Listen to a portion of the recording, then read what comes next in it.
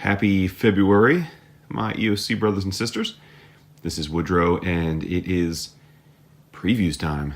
I normally get the video out a little bit earlier than this, but for some logistical reasons, DCBS couldn't ship the main previews catalog for weekly customers until this week. So I had the DC and Marvel in hand a week ago, but just got the main previews on Friday. So I have poured through them all as usual, and you all know the drill by now. I will be bringing you some choice recommendations.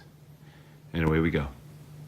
We are starting off in the Marvel previews this month, and I will be honest, I had to go deep into this month's issue before I had something to recommend, and that is mainly because the first 25-30 pages are a lot of the ongoing books that I guess will tie into War of the Realms.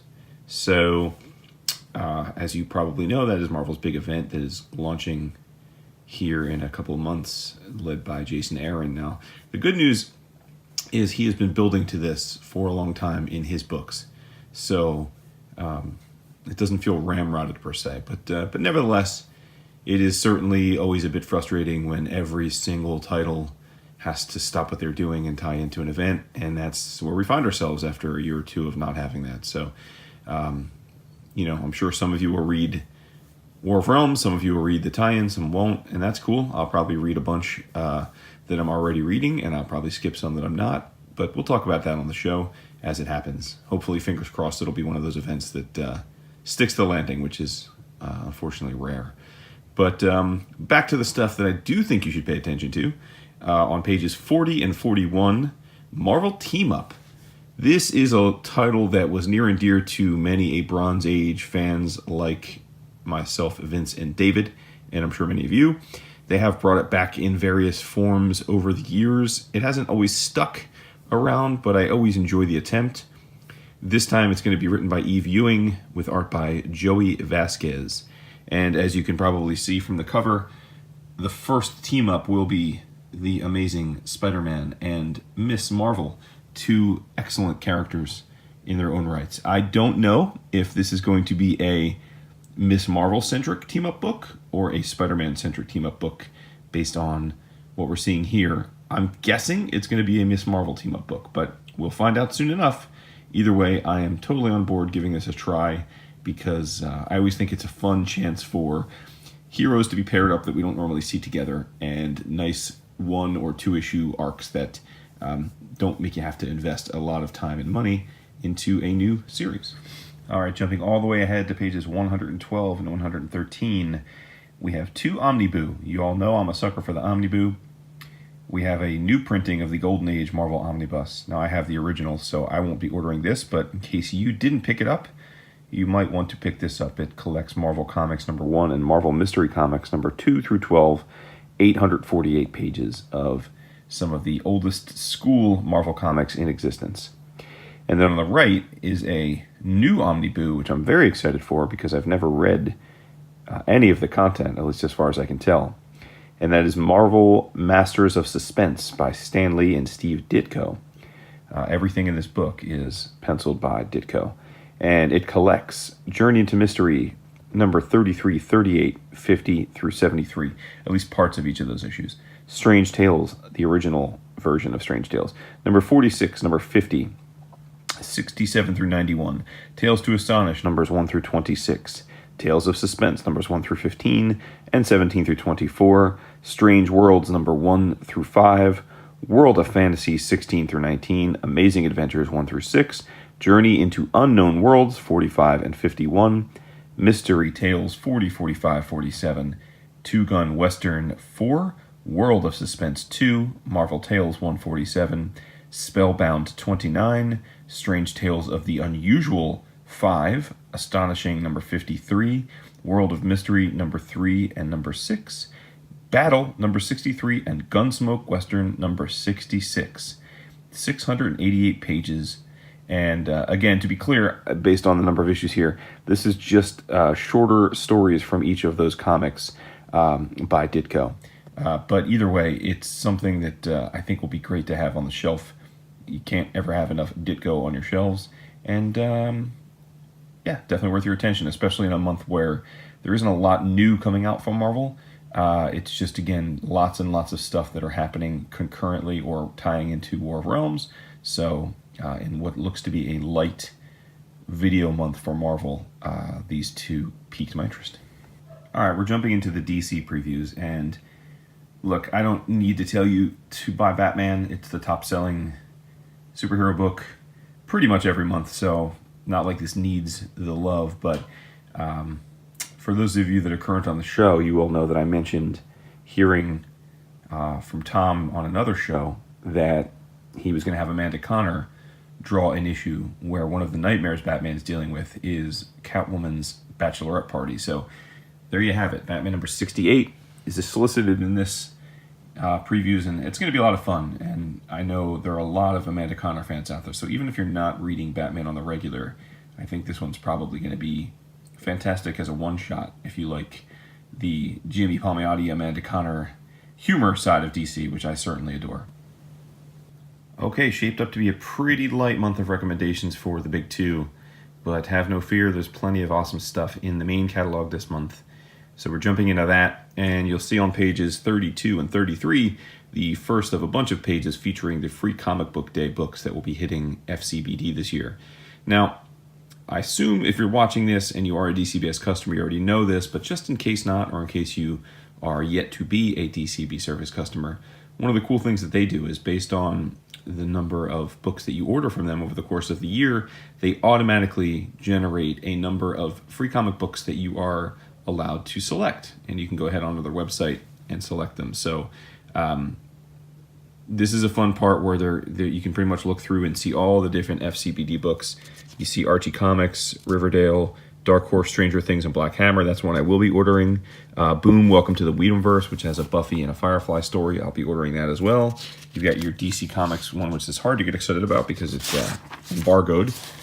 Same thing with the Avengers one. We know it's about Avengers, but it's embargoed. But anyway, if you look through, there's, I think, 8-10 pages of these. You can either just use this to make mental notes for hitting local shops and trying to pick up the ones that pique your interest, or, as I said, you can actually make sure you get the ones you really want from Discount Comic Book Service.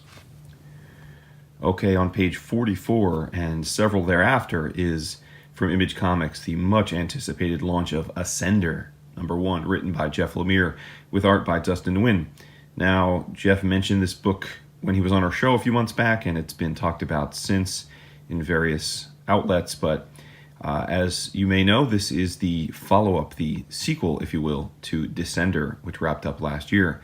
What's interesting is that same creative team, same universe, but it takes a decidedly different take, which is that we go from a sci-fi technology, robotic-centric, science-centric story to one where magic has taken over for machinery. So talk about flipping the script. But Jeff being Jeff, it's pretty neat. If you take a look at page 45, you've got a very detailed timeline that takes you from 4,000 years before the present all the way through what happened chronologically in Descender, and then 10 years later, which is where Ascender starts. So you might not want to read this too carefully if you're not finished with Descender. But if you are, then this is a nice refresher, and it sets up what should be another epic run by that creative powerhouse duo. Okay, page 68 in the image section. We're in the collected editions part of their catalog, and at the top left you will see the Magic Order Volume 1. This was Mark Millar and Olivier Coipel's 6-issue limited series that came out last year. I must apologize because I dug into this in the first 2 issues and never got back around to talking about its conclusion. I will have to do that here in the coming weeks. But either way, it is definitely worth your attention. It's a surreal magic, sort of a mix between a magic, well, the book is set with a bunch of magicians, but what makes it interesting is it's almost like a mob wars, mafia wars type of thing where the different families or factions of the families are vying for power. And Coipel is one of the true masters of his craft, as you know. And if I'm not mistaken, this will be turned into a Netflix series as part of Millar's deal with Netflix at this point. So give that a try. And while we're on the page, I will recommend Prism Stalker, which you see down on the left here, Volume 1. This is a new printing. This was written and drawn by Sloan long, and it's one of those books that I didn't give much attention to as it was coming out at first, but it just made just about every list of best books of 2018. So I think you should come along with me for the ride and give that one a try too, because I think we may have missed the boat on it last year. Now we're talking. Probably the book I'm most excited to recommend this month. It's in the Boom Studios section, pages 204 and 205, limited series gem of the month. It is Faithless, #1 of 5, written by Brian Azzarello with art by Maria Lovett, who you may not be familiar with, but if you look at the preview pages and the imagery, you will see not only is she an incredible illustrator, but it's very evocative of Milo Manara, which is a huge boon. Full disclosure, for those of you that have families or kiddos, just note that this contains erotic and sexually explicit content. So this is for the adults in the room. But it is basically Azzarello's first stance at erotic comics. And I'm intrigued. I am intrigued. It says in the solicit, Faith likes to dabble with magic. Her friends think it's cute and not just a little off-putting, but it's part of her charm and her warped search for purpose in a world that makes too much sense. But she's a true believer and knows there is a power within her reach. She's right, of course. It just took a while for that magic, that temptation, that unknowable thing to find her. In short, Faith is bored as hell, and hell has noticed. And it also says that it's Azzarello and Lovett, with Eisner Award-winning artist Paul Pope on covers, coalesce in a story of self-exploration, eroticism, and maybe even love. I'll say no more. Come along for the ride. It's going to be fantastic. Jumping ahead to page 240 and 241 in the Aftershock section is The Replacer. This is a prestige format graphic novella. It is 64 pages, full color, written by Zach Thompson, with art by Arjuna Susini and D. Cuniff. It's set in the 90s, and basically, I don't want to give away much in the solicit, but what it looks to be is a story about a child who is dealing with the death, or I guess the dying of his father, who was paralyzed, and he falls ill, and mixing the idea of what a horror story it would be of seeing your father replaced with something like Invasion of the Body Snatchers. I suspect that this is a metaphorical story where the father being replaced is much more about the father deteriorating from his illness. So it could be them feels, but it's also a horror story. So I don't know, it could go either way, but it certainly looks right up Aftershock's alley. I think they've established themselves as one of the benchmarks for horror comics. And it also looks like this one has a bit of a heart to it as well. So I'm going to give this a try. It's a single novella, so it's $7.99 cover price. So it's a one and done. And the art that we see on the pages from Arjuna, who I'm not familiar with, looks tight. So I'm going to give this one a try. And I'm curious to see if this is more heart or more horror, because I don't know that you can pull off both in the same book, but they're certainly going to try. Okay, on page 281, in the back of previews, the other publishers section, we have the San Julian Master of Fantasy Art soft cover, written by Manuel Aud, art, of course, by San Julian. This, by its own definition, is the first comprehensive art book of San Julian's work in decades. It features art from his initial drawings to his recent commissions in full color, with a foreword by acclaimed painter Joe Gisco. Love art books. San Julian certainly has a way with the female form, as well as some of the darker parts of comics, and this seems like a lot of fun. On page 282, Snap Flash Hustle trade paperback collects issues 1 through 4 of the aforementioned Snap Flash Hustle. I must admit, I do not remember seeing this solicited in single issues. This is in the Black Mask Studio section, by the way. But the resolicit here with the preview art on page 283 has me sold. It's a crime thriller featuring a character named Haley Morey, who's an alternative model, and she comes across a society of elite models in New York City who are using their platforms to sell narcotics.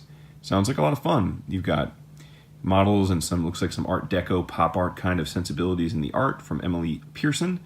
But it's also a crime heist book. So yeah, it seems definitely worth taking the flyer on, and I'm going to be doing it. So maybe you'll join me and we will regale ourselves in what we thought in a few months.